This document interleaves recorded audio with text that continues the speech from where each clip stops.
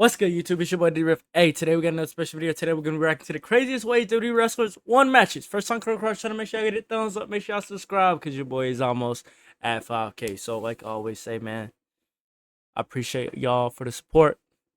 I apologize for last week. I told y'all, man, I'm in the military, so I get busy all the time. So if there's ever a time where I'm just like not uploading, it's because, like I said, think about me being in the military, all right? Just think about that. And pretty soon here in a few months, it's going to seem like I'm disappearing, but it's because I have to do some more military things. But, hey, man, I'm going to try to make as many videos as I can. All right? So we don't get to that moment where it seems like I'm just not there. But look, how y'all feel about Backlash, bro? Which Backlash was better? The Backlash for this year or the Puerto Rico Backlash? Both of them had crazy crowds. I don't know. Backlash the past 2 years was good. Like, they were really good. The crowd just made the event. And then you got, I really hope somebody makes a video of it. But they were singing almost every song. Like, for Randy Orton's song, they sung his song. That's different. I'm waiting for CM Punk to go to one of these, you know, out of the country places for them to sing his song. Oh my gosh, I'm gonna have chills. I had chills just watching the Randy one. But look, I'm gonna do you know, no more talking. I'm gonna try not to talk too much in this video. If you don't subscribe, please do. I got a lot of wrestling videos. I have over 700 plus videos. So all of them are not wrestling, just so you know. So feel free to tap in. I got gaming videos too, but those don't do as good on this channel right now. Craziest ways WWE wrestlers have won and lost matches. Some are awesome, and some are kind of dumb. Like how Roman Reigns won this match. During Roman's 3.5-year-long Universal Championship reign, he had to defend the title against Finn Balor in an Extreme Rules match. Even with help from the Usos, Balor managed to overcome it all thanks to his Demon King powers. However, before he could deliver the final blow, this happened. Oh! Yeah, Balor ended up losing the match because the top rope happened to break. Hundreds of wrestlers have used the top rope for decades with no issues, but it just happened to snap right before Finn Balor was supposed to win the match. How? Wait, how did that happen? I do not remember this. I remember watching like all his title defenses. I do not remember this at all. Sounds like a storyline, like someone was trying to screw Finn out of the title. Well, the only thing that got screwed was the fans' intelligence. WWE literally said the top rope breaking was an act of God. Come on, don't drag God into this. What type of bush league? How the hell does that happen? If that's an act of God, it's truly a miracle that fans didn't stop watching WWE altogether after seeing this. Now, that's a crazy way of retaining a championship. Here's an even more insane way someone won a championship. In 2004, Chavo Guerrero was the Cruiserweight Champion and worked alongside his father, Chavo Classic. On SmackDown, Chavo defended his title in a triple threat match involving himself, his dad, and Spike Dudley. While it was technically every man for himself, both Chavos worked together to take down Spike so the champ could retain his title. In the chaos though, Chavo Classic got shoved by Spike Dudley, causing him to land on top of Chavo Guerrero. This technically was a cover, so the referee counted, and the champion did not kick out. Therefore, Chavo Guerrero lost the match and the belt to his father. What makes— Wait, what? Wasn't they on teams? Was it a triple? Did he say it was a triple threat? Hold on, bro. I'm confused. In 2004, Chavo Guerrero was the Cruiserweight Champion and worked alongside his father, Chavo Classic. On SmackDown, Chavo defended his title in a triple threat match involving himself. He did say it was a triple threat. His dad, and Spike Dudley. While it was technically every man for himself, both Chavos worked together to take down Spike so the champ could retain his title. In the chaos though, Chavo Classic got shoved by Spike Dudley, causing him to land on top of Chavo Guerrero. This technically was a cover, so the referee counted, and the champion did not kick out. Therefore, Chavo Guerrero lost the match and the belt to his father. What makes this even crazier is that the Guerreros actually have a history of unintentionally winning WWE championships. On Raw in 2000, Chyna was defending her Intercontinental Championship Championship against Kurt Angle, as well as Eddie Guerrero. China was Eddie's mamacita, so the match was really a 2-on-1 handicap match. However, Latino Heat's help would actually backfire. While the referee wasn't looking, Angle hit China with the title belt. Eddie took care of Angle, then went to check on China. Eddie Guerrero gave his mamacita a hug, which technically was a cover, so the referee counted the pin and awarded Guerrero the Intercontinental Championship. Yep, one of the most prestigious titles in WWE history was won with a hug. Now, both of those victories were a bit silly, but this one was friggin' awesome. I'm so lost. If I was watching that live, I'd be so confused. In 2002, William Regal found himself in a match with The Big Show. Of course, since Regal was going up against a giant, he was going to need to get creative if he wanted to win. Regal decided to use Old Reliable, aka his signature brass knuckles. Oh my While William god. Regal successfully hit his target, the plan backfired when the unconscious giant fell on top of him, allowing Big Show to get the pinfall and victory. I think this is the only time a wrestler has won a match while being KO'd. That was in 1998, that was the most cartoon move I ever seen in my life.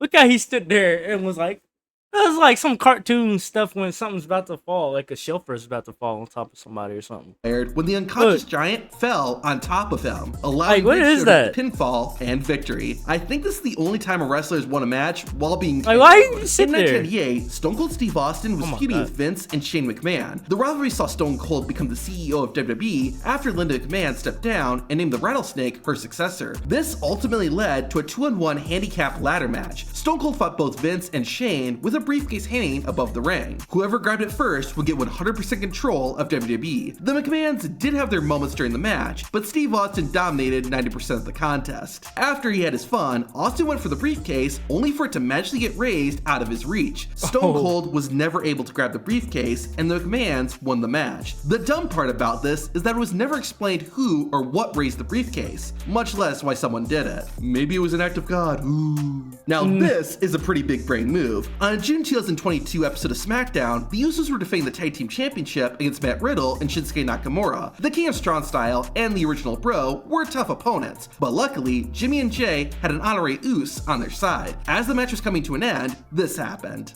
Rope Riddle though, quick to the cap, meets him up top.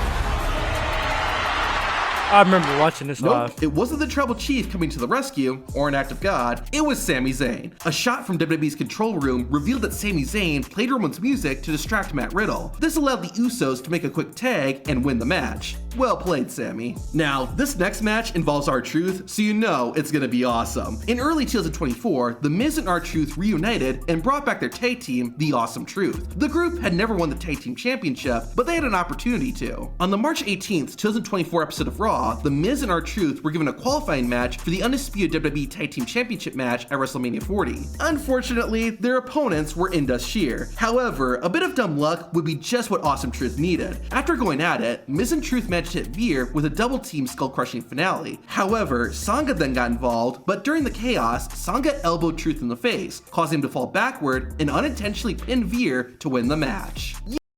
I remember that, and I was at WrestleMania to see that ladder match, which was an amazing experience, may I add.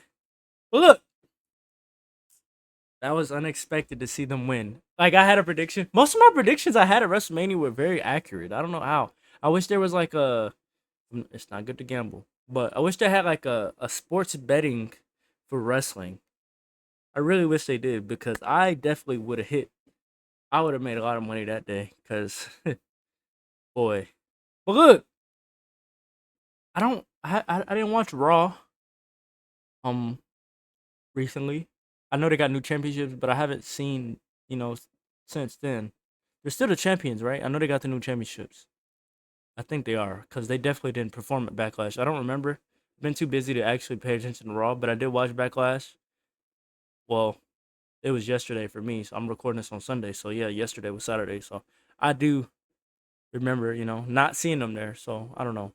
Usually, a wrestler uses their finishing move on their opponent. However, in this next match, a wrestler used their finishing move on Oh my themselves. gosh. At the 1998 Judgment Day pay-per-view, Mankind challenged the Intercontinental Champion, Ken Shamrock. Mankind, or McFoley, was a glutton for punishment, so everyone knew he would give it his all. Ooh. But I don't think anyone expected this. Eventually, Ken Shamrock locked in his signature ankle lock. Mankind scratched and clawed to get out, but couldn't escape. Finally, Mankind decided to apply his submission finisher to himself, the Mandible Claw. Mrs. Foley Foley's baby boy then made himself pass out, and Shamrock was awarded the victory. I'm pretty sure this is the only time in WWE history that a wrestler has won a match by his opponent making himself submit. When wrestlers say they'll do anything to win, I don't think this is what they mean. In 2018, Strowman was feuding with Kevin But why would you Owens. choke The yourself rivalry out? was actually a lot of fun, and one of their encounters saw them face off in a steel cage match. KO actually came into the cage with a pretty smart plan. About halfway into the fight, Owens pulled out a pair of handcuffs and locked Braun Strowman to the ring rope. Unfortunately, Kevin Owens forgot that Strowman was a monster, and Braun snapped the handcuffs off. The two men then found themselves on top of the steel cage. All Strowman had to do was throw Kevin Owens down into the ring, and victory would be easy peasy. Instead, he did this. Don't do it! Oh my God,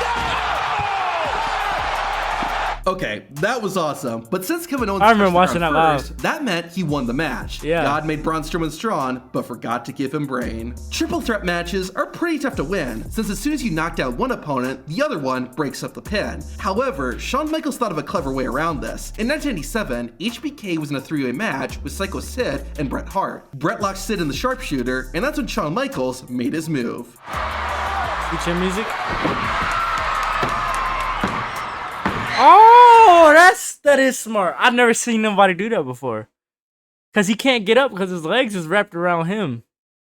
I mean, I guess he could sit up and hit him, but that's smart. I've never seen that. That was pretty smooth, but this is even better. The main event of Raw in 2005 saw a massive 8-man tag team match. Shawn Michaels, along with Matt Hardy, John Cena, and Big Show, faced off against Edge, Kurt Angle, Chris Masters, and Snitsky. The match was chaotic, with bodies flying across the ring. Finally, though, Team HBK decided to put an end to it once and for all. Big Show chokeslammed Edge, and then was joined by John Cena, Matt Hardy, and Michaels on top. The 4-man pinfall got the job done and allowed them to win the match. And Michaels on top. The 4-man pinfall got the job done being and that John person on Cena, the bottom. Matt Hardy, and Michaels on top. The 4-man pinfall got the job done and allowed them to win the match. Now, you'll never guess how this match ended. In 2014, Dean Ambrose fought Bray Wyatt in a tables, ladders, and chairs match. The match was really good, but the finish was something else. After laying out Bray, Dean Ambrose grabbed a monitor and was gonna hit Wyatt with it. But then, the TV monitor suddenly exploded. Ambrose! Oh my God!